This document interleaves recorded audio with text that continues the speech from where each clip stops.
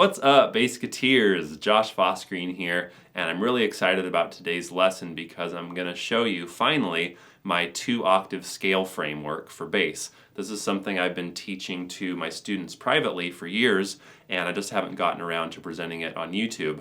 And this is the first thing I go to with students who are comfortable playing their scales in 1 octave and playing bass lines in that range, but when they try to move around the bass more, they start getting lost and kind of losing their place in the scale and stuff. So I've developed a systematic, consistent framework for practicing your scales in 2 octaves that'll help you to be able to move around more fluently and not freak out every time you move out of your position.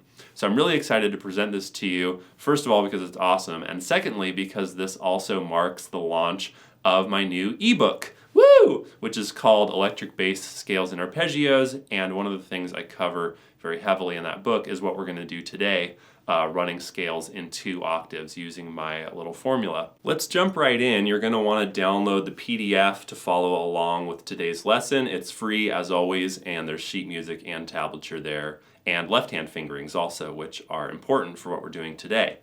What you see there on the PDF is a C major scale written out in 2 octaves, and you'll notice that there are 4 different tablature staffs, and each one of those staffs corresponds to a different place where we're going to shift to get from the low octave to the high octave.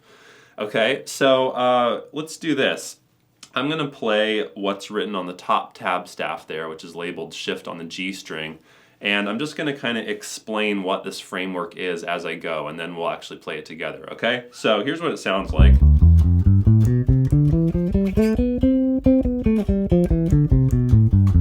Okay, so just a C major scale in 2 octaves. So there's a couple things I want you to notice before you try this with me. One is I'm starting on the E string to play that C, not back here on the A string. The reason for that is if I start here and I want to get here, I'm going to have to do at least 2 shifts. If I start here, I can get it all done with 1 big shift, which is what we're going to do. Okay, so I'm always starting on the E string for my 2-octave scale framework. Then I'm playing through that position, and then I'm doing 1 big shift from pinky to index to finish the scale. So then back down, I'm going index to pinky. So that's how we accomplish a 2-octave scale with only 1 shift, is by doing a big shift from this end of your hand to this end of your hand, rather than smaller shifts up the neck, which can be more confusing, I find, for students. And that's why I have the framework this way with 1 big shift, because it's just a little easier to track. The other thing I want to tell you before we play this together is that we're always playing notes in 3-note chunks. Whether we're about to shift to another string or shift up the same string, you're always going to finish a 3-note chunk before moving on. So I play 3 notes on the E string, 3 on the A, 3 on the D, 3 on the G. Then when I finish that 3-note position, then I can shift and finish the scale. And same going back down. 3 notes, then I shift, 3 notes, 3 notes, 3 notes, 3 notes. It just works out that way on the bass. So let's look at that top tab staff together, which again is labeled shift on the G string. So what we're going to do, we're going to start with our index finger on C on the E string. We're going to play as many notes of the scale as we can without shifting, basically. So we're going to go C, D, E on the E string, and the left-hand fingerings are written there right above the tab staff. So I'm going 1, 2, 4. Then we cross to the A string, same fingering, 1, 2, 4. Cross to the D string, B, C, D. Cross to the G string, E, F, G. So now we can't go any further with the scale without shifting. So this is where we do our 1 big shift. You got your pinky on a G on the G string, shift up index on A, which is the next note of the scale, and finish up the scale A, B, C. Okay, so I'm just playing through the scale C, D, E, F, G, A, B, C, D, E, F, G. Once I run out of notes there, I do a big pinky to index shift and finish it up. Same thing back down, all the same fingers, same shift position and everything. Okay, so I finish up on the pinky. I go pinky, ring, index, shift from index to pinky on the way down. Okay, big shift there. Because if you don't do the big shift, you have to do multiple shifts, which gets more confusing. Okay, and then just play down the position the way you played it up. Let's try that together with a click as quarter notes, okay? It's written out as eighth notes, but I want to take it really slow with you the first time, so we're just going to play one note per click this first time through, okay? And then we'll switch to eighth notes later on. Ready? Here we go together. 1, 2, 3, 4.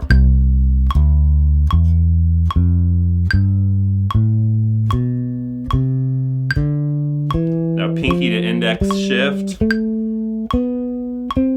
Hang there and repeat back down. Shift to pinky.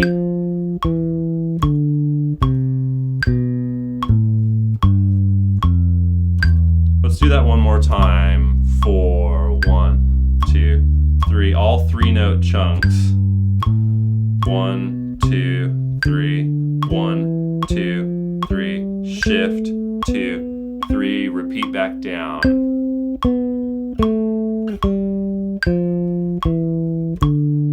So all 3-note chunks, always shifting pinky to index or index to pinky. Nice. So that might be the tempo you want to stick with for now, just to get comfortable with the shift. If you're not used to shifting in scales, you kind of have to move your mind and eyes ahead of your fingers to get there in time without getting lost. But for demonstration purposes and getting through all the material in a timely fashion, let's play that faster. We'll do the same click tempo, but we'll play it as eighth notes, the way that the rhythm is written on the sheet music. Okay? So like 1 and 2 and 3 and 4 and here we go together. 3 and 4 and 1 and 2 and index, back down. Index pinky. One more time.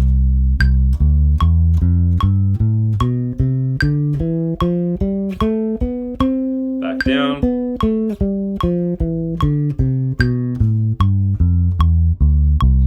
Now what's really cool about this framework for 2-octave scales that I came up with is that we can move that shift to any of the other 3 strings, right? We were shifting on the G string. We could actually do it on the D, A, or E strings and keep all the same basic skeletal variables in the framework intact. Always playing in 3-note chunks, always doing one big shift rather than multiple small shifts, always shifting from pinky to index or index to pinky to facilitate that.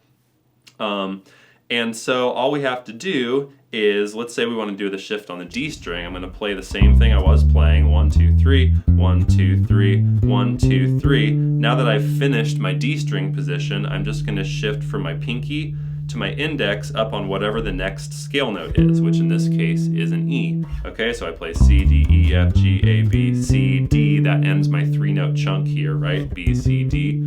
Then, to do the shift on the D string, I just go up to my index finger on whatever the next scale note is. So I was on a D, so the next scale note is an E. And then I finish up in this higher position. So I play a 3-note chunk on the D string, E, F, G, and then I finish on the G string just like we did before, A, B, C. So altogether that looks like this. And then I come back down the same way. Go across to the D string, play 3 notes, 1, 2, 3, finish on the index, shift to the pinky, play a 3-note chunk, 1, 2, 3, 1, 2, 3, 1, 2, 3, and there I am. Okay? And we can do that on the other strings too. Let's try that together with the D string shift as eighth notes again, same rhythm that's written on the sheet music. Here we go, 1, 2, 3, and 4, and 1, 2, 3, shift. Back down, 1, 2, 3, 1, 2, 3, 1, 2, 3, 1, 2, 3. Let's do that one more time. Pinky index, back down, index pinky. So we could also move the shift to the A string with the same idea. So we play through our E string chunk in the low position. We play through our A string chunk in the low position. Now instead of crossing to the D string, we shift from our pinky up to index on whatever the next scale note is, which in this case is the 1, 2, 3, 4, 5, 6, 7th note of the scale, B. And then we're in position to get to the high octave, so we just keep going in 3-note chunks. B, C, D, E, F, G, A, B, C. Then same thing back down. 1, 2, 3, 1, 2, 3, 1, 2, 3, shift. 1, 2, 3, 1, 2, 3. Okay? let's try that together with the shift on the A string. 1, 2, 3, 4. 1 and 2 and shift. Back down, stay in the high position, then index, pinky. One more time. Shift. Back down.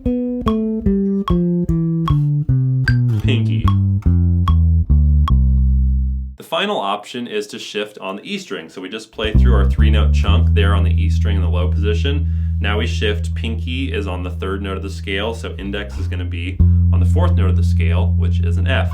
And this is our only half-step shift for the major scale, right? All the other ones were a whole step, from the 5th to the 6th, from the 2nd to the 3rd, from the 6th to the 7th, are all whole steps in the major scale. In this case, we're going to do a half step, so pinky's on the 12th, index is going to be on the 13th fret.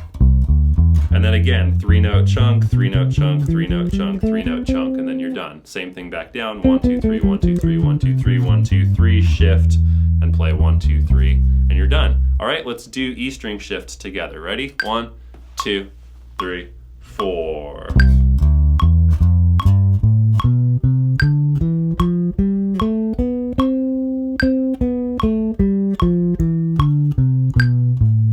Index, pinky. One more time. Pinky, index.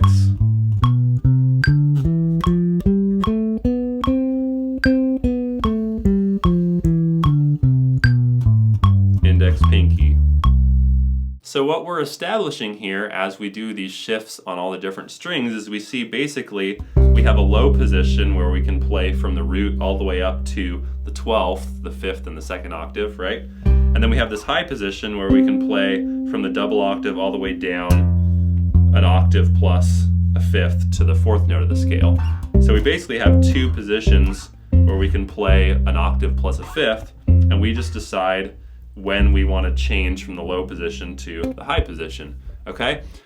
Just to put this all together, let's try another play along as 8th notes. This time we'll do it all together. So we'll go G string shift, D string shift, A string shift, E string shift, all together, all right? Just once each. So up and down with the G string shift, up and down with D, then A, then E. All right, ready? Here we go. 1, 2, 3, 4. 1 and 2 and 3 and 4. And stay here, then shift, back down on the G string, shift.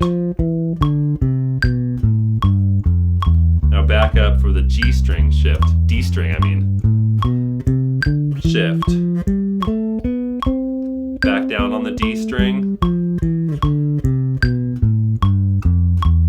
Now A string.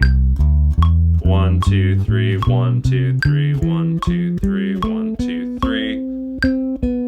Stay up here. 1, 2, 3, shift. 2, 3, 1, 2. Now E string. 1, 2, 3, shift. 2, 3, 1, 2, 3, 1, 2, 3, 1, 2, 3. Always 3-note chunks. Always talking too much while I'm playing. Always index to pinky shifts or pinky to index. The really cool thing about this concept of starting on the E string, going to the G string, 3-note chunks, 1 big shift, being able to do the shift on any of the 4 strings, is that it works for almost any 7-note scale. Major, minor, any of the major modes. Melodic minor, any of the melodic minor modes. It works for harmonic minor. You can even adapt it for pentatonic scales, so you can get a lot of mileage out of this framework, and that allows you to get comfortable with the idea of shifting around in a larger range without getting lost, because it's so consistent and systematic. So this is one of many cool things that I cover in detail in my new book, Electric Bass Scales and Arpeggios. So if you like this idea but you want some help applying it to other scales and other keys, you're in luck, because in the book I've written it out in all 12 keys for all of the different scales: major, minor, Dorian, Mixolydian, Locrian, blah-de-dee-blah-de-dee-blah. I've written it out for pentatonic scales. I've talked about some other scale applications.